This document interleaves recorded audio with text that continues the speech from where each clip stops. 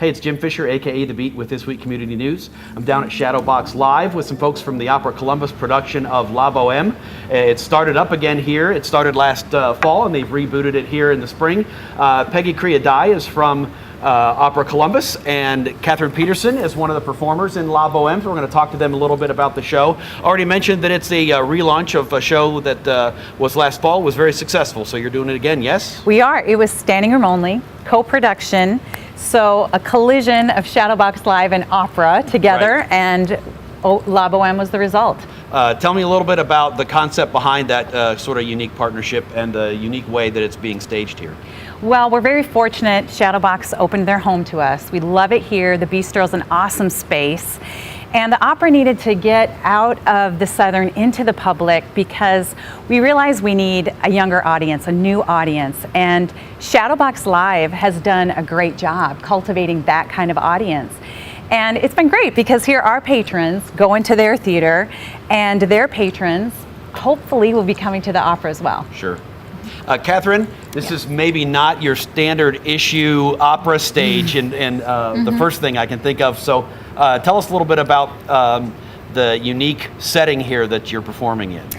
Well, it's a far more intimate setting, which changes how you act a little bit. You know, in opera, as a singer, you are so far away from the audience because you're on the stage, but you also have the element of separation from the orchestra and then the seats. Whereas in this one, you know, I'm singing about how much I love this man, and I have someone's head right at my waist, you know, or you know, I have to watch for elbows.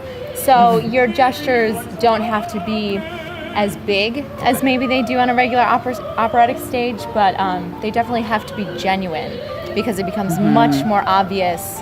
If you're not really crying, if you're not really upset, then people don't believe it. You know, the Shadowbox crew has been spectacular. Working with Steve Geyer and Don Fry has been amazing.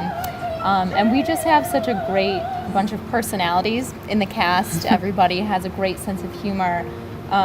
So we don't really have a backstage area, but you know, we do still have the laughs backstage, and it's just so much easier to create that sense of intimacy with people that you really enjoy being around. And there is, I don't want to say interaction, but there's intermingling. I mean, you're out in and amongst the tables here as well. Absolutely. The stage that we're on right now is where Act 1 and Act 4 take place. Act 2 takes place actually at the bar. Or on the bar. On the bar, yes. So we walk over and around, and then Act 3 takes place in the other side over there by the box office. Vocally, we're all trained, right? So we're all producing that same sound. We don't use microphones in here. This is not an acoustically perfect room to be singing in, you know, so it makes us cultivate that technique a little bit more to really make sure that we're heard over the clanking of silverware and the drinks and, you know, conversations and things like that.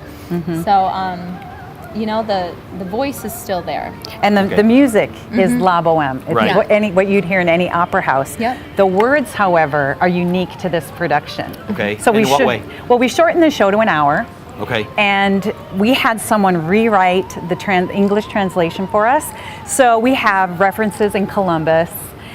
It's things that normal people talk about in their language, which is how it premiered that way. So they're getting an authentic experience. It's in modern dress.